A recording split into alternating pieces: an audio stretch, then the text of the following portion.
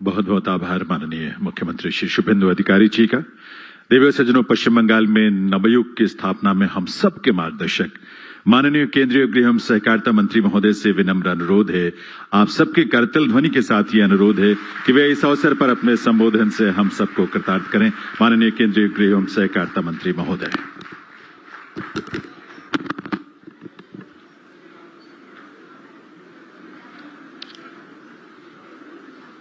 आज के इस अति महत्वपूर्ण कार्यक्रम में मेरे साथ मंच पर उपस्थित बंगाल सरकार के लोकप्रिय मुख्यमंत्री शुभेंदु अधिकारी जी, बंगाल सरकार के वित्त मंत्री श्रीमान स्वपन दास गुप्ता जी, सांस्कृतिक मंत्री श्रीमान गौरीशंकर घोष जी,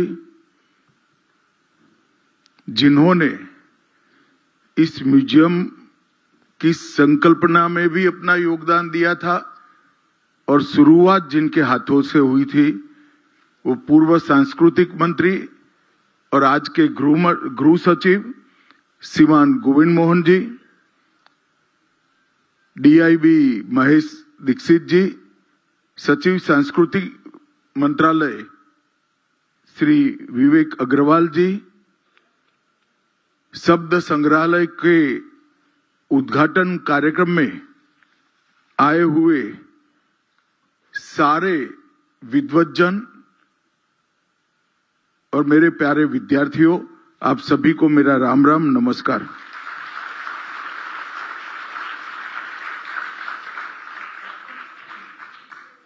आज एक प्रकार से देश भर की भाषाओं के लिए और देश की संस्कृति के लिए बहुत बड़ा दिन है, क्योंकि आज देश के प्रधानमंत्री नरेंद्र मोदी जी ने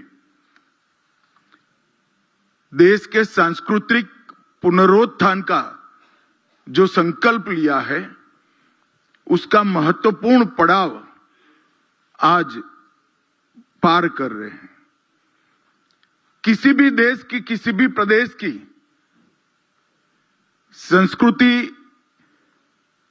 संस्कृति की अभिव्यक्ति वो भाषा के बगैर संभव हो ही नहीं सकती और भाव से उत्पन्न शब्दों के बगैर भाषा बन ही नहीं सकती है। जब तक हमारी आने वाली पीढ़ियां, मेरे सामने बैठे हुए विद्यार्थी बच्चे भाषा शब्द से बनती है, शब्द भाव से उत्पन्न होता है और भाषा से संस्कृति बनती है, संस्कृति की अभिव्यक्ति होती है। ये यात्रा को नहीं जानेंगे तब तक इस देश का सांस्कृतिक पुनरुद्धार हो ही नहीं सकता। तो सांस्कृतिक पुनरुत्थान का एक मूल कमी इस शब्द संग्रहालय पूरी करेगा, इसका मुझे पूरा विश्वास है और वो अपने उद्देश्य में सफल भी है।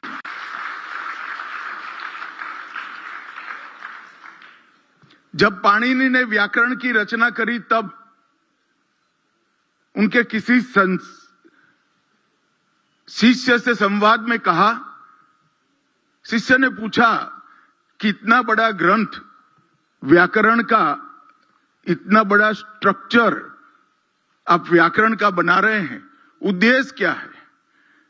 तब उन्होंने कहा था, मनुष्य के भाव से शब्द की उत्पत्ति होती है, व्याकरण शब्दों को बांधता है, शुद्ध भावपूर्ण उच्चारण वो वाक्य को अर्थ देता है और अर्थ दिए हुए वाक्यों का समूह भाषा की संरचना करते हैं और भाषा सालों तक संस्कृति की वाहक बनकर सभी जीवों का कल्याण करती है। और आज इस शब्द म्यूजियम में पाणिनि के व्याकरण के भी रचना के पूरे चरित्र को बहुत अच्छे तरह से दर्शाया गया है। मित्रों, हम तो इस देश के वासी हैं जहां ऋग्वेद में कहा गया, सभी दिशाओं से हमारे पास कल्याणकारी और शुभ विचार आते रहे, जो किसी से दबे नहीं, जिन्हें कोई बाधित न कर सके, और हम नई ऊंचाइयों के ऊपर वो विचारों के आधार पर हमारे समाज जीवन को ले जाएं। हमारे यहां संकुचितता का कोई भाव उत्पन्न हो ही नहीं सकता, क्योंकि हमारे विचारों की पद्धति में ही संकुचितता व्याप्त नहीं है। हम जब भूमि पूजन करते हैं, शांति मंत्र का उच्चारण करते हैं, तो पशुओं में भी शांति की कामना करते हैं, वनस्पति में भी शांति की कामना करते हैं, यहां तक कि ब्रह्मांड में भी शांति की कामना करते हैं। संकुचितता ये भारतीय संस्कृति का कदापि चिन्ह नहीं बन सकती, परंतु हमारा जो है इसको आगे बढ़ाना, उसमें शर्म नहीं होनी चाहिए। विशाल विचार, विशाल हृदय की व्याख्या इस तरह से कर दी गई कि हम दूसरों में गौरव लेते हो गए, हमारे को हम भूल गए। मैं मानता हूं कि शब्द म्यूजियम हमारी भाषाएं, हमारी संस्कृति, उसको चिरकाल तक हमारी आने वाली पीढ़ियों को शिक्षित भी करेगा, इससे संस्कृति का परिचय भी कराएगा और उनको जीने का रास्ता भी सिखाएगा। हमने कभी विचारों पर पहरा नहीं लगाया। श्रुति के साथ संवाद हुआ, दर्शन के साथ शास्त्रार्थ हुआ, और परंपराओं के साथ हमने निरंतर नवाचार को स्वीकारा है।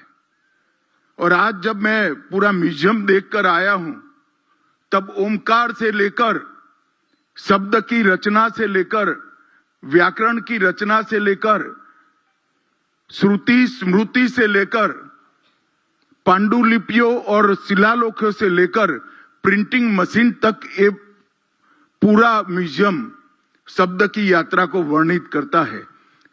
मेरा संस्कृति सचिव जी से निवेदन है कि इसको अब आप कंप्यूटर और एआई तक भी पहुंचा दीजिए, जिससे हमारी भाषाएं पूर्णतया स्वीकृत हो जाए। हमने नवाचार से कभी परहेज नहीं किया, भागे नहीं है। हम ऐसे लोग हैं जो कुछ भी शुभ आया इसको स्वीकार किया और हमारे शुभ के साथ मिलाकर शुभ का प्रभाव बड़ा बड़ा बड़ा करते गए हैं।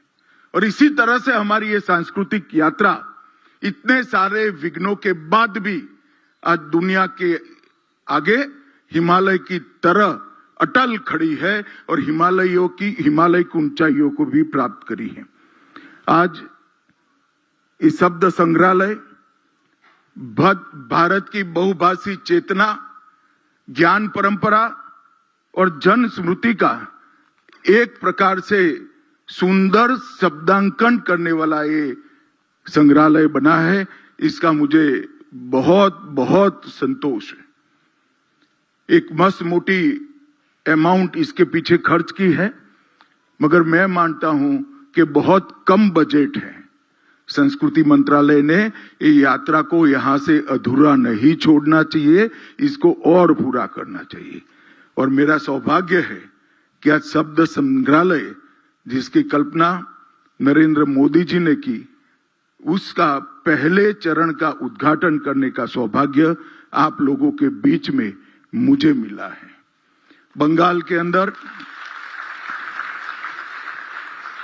अनेक प्रकार के संग्रहालय हैं और इसमें आज शब्द संग्रहालय, मुझे विश्वास है देखते देखते बहुत कम समय के अंदर अपना स्थान मजबूत कर लेगा और यहां पर आने वाले शब्द के साधक जो है वो निश्चित रूप से कुछ न कुछ प्राप्त कर जाएंगे। मित्रों, इस भवन का जो एक जमाने में बंगाल के गवर्नर का भवन होता था, इससे अच्छा उपयोग हो ही नहीं सकता। आज बहुत अच्छा हुआ है कि इस भवन को शब्द संग्रहालय के लिए चुना गया।